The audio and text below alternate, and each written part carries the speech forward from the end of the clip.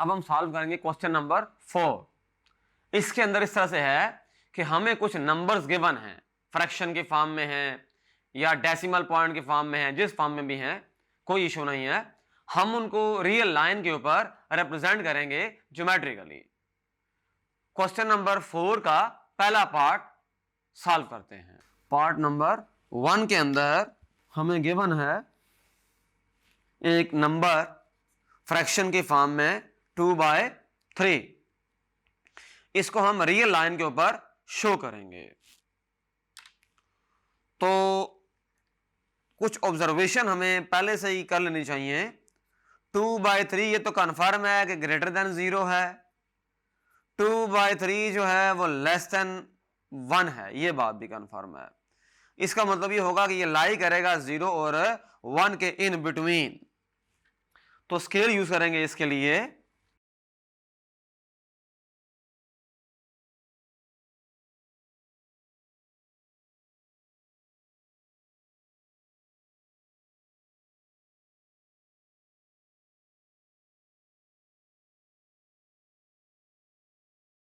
तो 5 सेंटीमीटर के लिए हम एक यूनिट रख रहे हैं यहां पर। जैसे फॉर एग्जांपल अगर ये यहां पर 0 है तो इधर हमारे पास 1 आ गया, इधर हमारे पास 2 आ गया एंड सो ऑन। इधर हमारे पास -1 हो गया, इधर हमारे पास -2 आ गया एंड सो ऑन। ये रियल लाइन है। इधर है प्लस इन्फिनिटी और इधर है माइनस इन्फिनिटी। अब नंबर हम इसको शो करेंगे 0 और 1 के इन बिटवीन। तो हमें इसको 1 और इसके दरमियान में हमें इसको 3 बराबर हिस्सों में तकसीम करना होगा।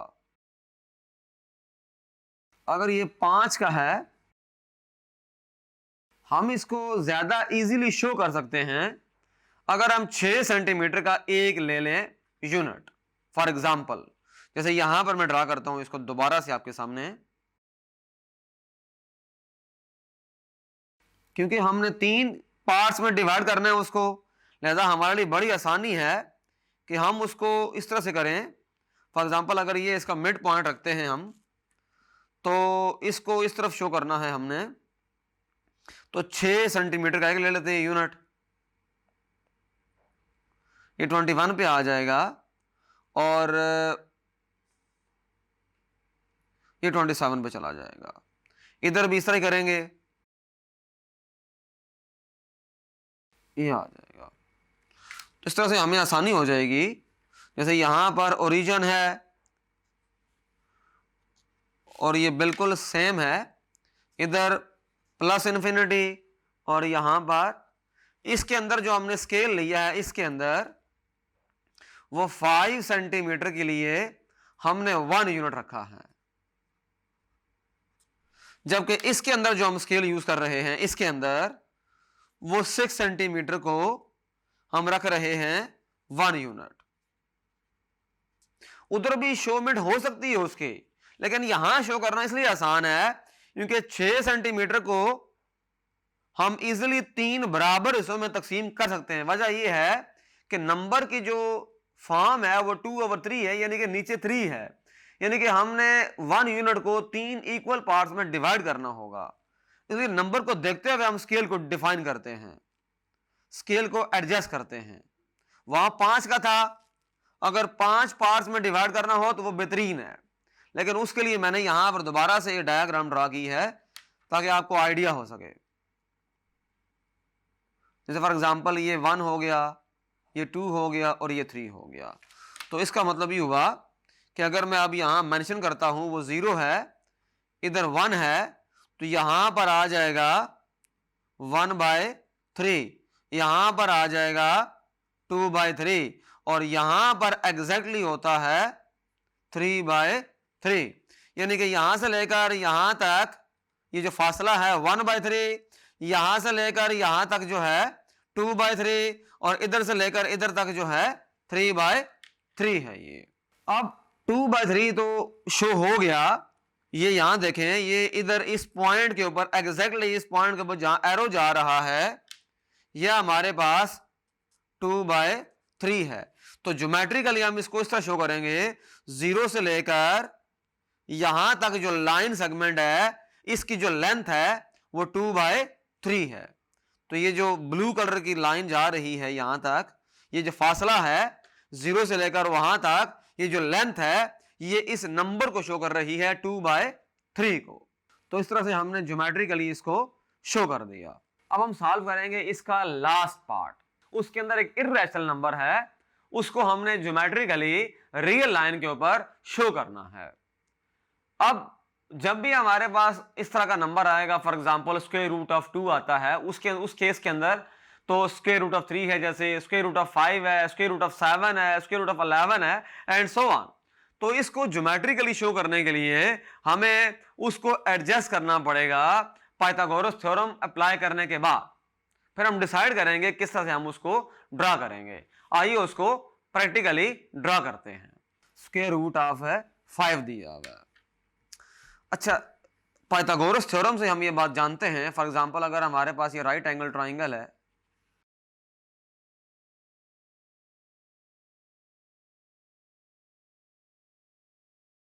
ये एंगल अगर 90 डिग्री का है तो इसके सामने वाली साइड जो है वो H होगी, ये B हो जाएगी और ये P हो जाएगी। तो हम ये बात जानते हैं कि H square is equal to B square plus P square. तो 5 को सिंस 5 जो है उसको हम ब्रेक करके यूं लिख सकते हैं। तो इसका मतलब ये हुआ कि 5 can be written as 2 square plus 1 square. और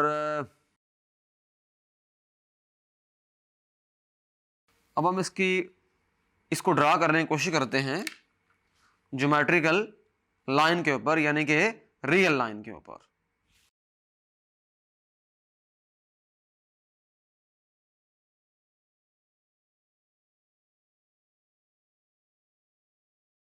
ये 0 है, ये है प्लस इन्फिनिटी और ये है माइनस इन्फिनिटी। अच्छा, अब यहां पर देखें, फॉर एग्जांपल मैं निशान लगाता हूं यहां पर, हर 5 सेंटीमीटर के बाद निशान लगाता हूं फॉर एग्जांपल। तो यहां पर आएगा हमारे पास 1, ये 2 और यहां पर ये 3 आ जाएगा। इधर -1, -2 और यहां -3 एंड सो ऑन, आगे इन्फिनिटी है और इधर भी आगे इन्फिनिटी है। अच्छा, अब बात यह है कि हमने ये करना है कि 2 यूनिट्स और 1 यूनिट। फॉर एग्जांपल अगर इसको नाम दे दिया जाए पॉइंट O का, और 2 यूनिट तक मैं कहता हूं कि ये है पॉइंट A। अब यहां से हम ऐसा करेंगे, एंगल लेंगे 90 डिग्री का, इधर हम एंगल रखेंगे 90 डिग्री का और एक ट्राइंगल बनाएंगे, क्योंकि ये हमने लिखा है इसको इस फॉर्म में। तो इसका मतलब ये हुआ कि यहां से 1 यूनिट हमने लिया हुआ है 5 सेंटीमीटर। तो ये स्केल हम कंटिन्यू करेंगे इस स्केल के साथ, लेकिन एंगल 90 डिग्री का होगा।